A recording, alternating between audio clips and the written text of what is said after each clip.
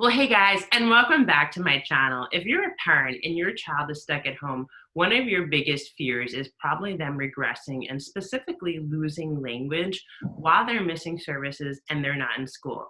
Well, I'm so excited today that I'm able to bring on Instagram influencer, the Dabbling Speechie. Felice is going to come on. She's going to share 3 strategies as a parent you can use at home to make sure that while your child is stuck home, you're not losing language. So Felice, thanks so much for coming on and sharing with the audience today. Yeah, thanks, Jessica, for having me. I know it's been such an uncertain time where everyone is just trying to figure out how to support all sorts of areas. And I know speech and language is a big area for our students and children that have autism or communication impairments. And so what I would recommend to a parent right now is to do the best you can and also try to find ways during the day that you can work on speech and language skills with the things around your house. So a good example is mealtime.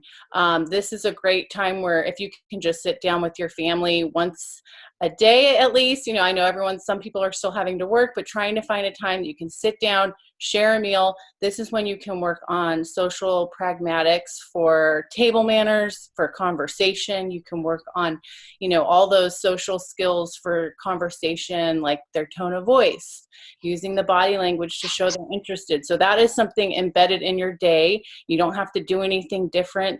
If you have kids that are working on language skills, you can have them describe the food by attributes. You can have them request something that they want. They can share their opinion and describe it like, oh, I didn't really like that food. It was too crunchy, that kind of stuff. Or you can even, with your little guys, your little children at home, you want to work on building their communication function. So of course we want them to request things. We want them to request, I want milk, I want a spoon, but also to answer yes, no questions, to start initiating what questions. So that is a great activity that you can do at your home. And one of the tips that I would give as a parent to model what you're talking about for the student or the child. Sorry, I'm a school-based SLP, so I always think student, but your child. And then, you're modeling for the child and inviting them in and talking about what you're doing and just trying to, entice them to communicate back. So that's one thing you can do.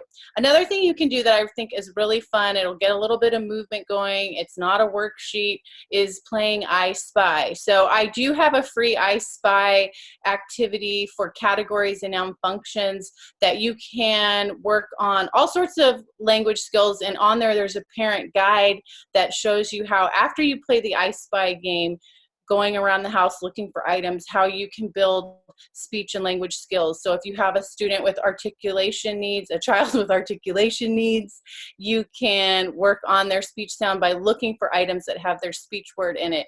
For students with language impairments, maybe they're going to compare and contrast the items together, and you can use the items around your home to work on story retell. You can create stories with each other. So that's something that you can do with my free handout. It's a game sheet. It has different categories. So then after you play the game, you go around the house and you look for things in that category group, and then you get to talk about the items that you found, and it's really fun and engaging, and it's not a worksheet. So that is another activity you can do at home. And then lastly, I am a big believer in reading books, and it sounds really simple, but if you can find time to read at least one book a day with your child, sit down. Books are language enriched. There's so much discussion around books and with books, and you can use those with your child at home.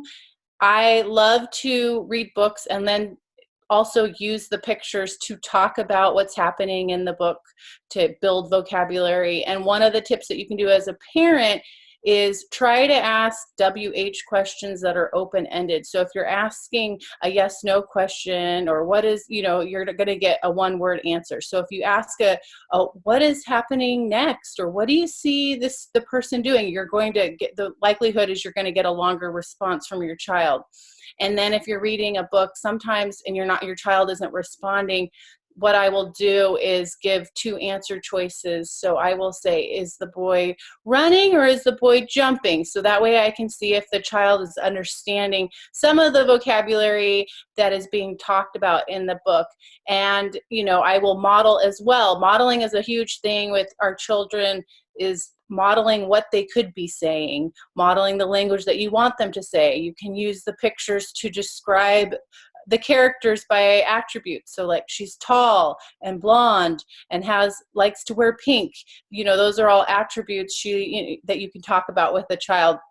So I'm really into finding ways throughout your day that you can embed speech and language practice, because you don't need to go buy a bunch of apps and, you know, toys to get that done. It's always great to have a couple of those things at your house, but you don't need to have it. So those are my tips for you all out there.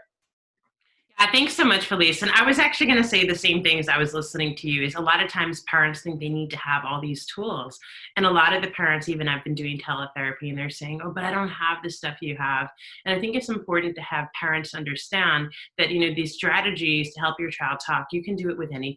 You could do it while you're in the bath. You could do it during mealtime. Anything you have around the house, you can use to promote language. So thank you so much for sharing those strategies. I know parents are going to really benefit from them. If somebody wanted to get your worksheet, your I Spy worksheet, how can they get to your website so they can find it? Sure. It is the dabbblingspeechie.com, and I can give you the specific link, but it is the I Spy Speech Home packet. That's the title. Perfect. So we'll put the link to that right in the comments of this video. If you want to check out my website, my name is Jessica Leichtweisz. My website is hopeeducationservices.com. There's a lot of free resources on there right now for Autism Awareness Month. I am giving away my entire ebook library for free. Normally I charge for them, so head over to there and check it out. Thank you so much.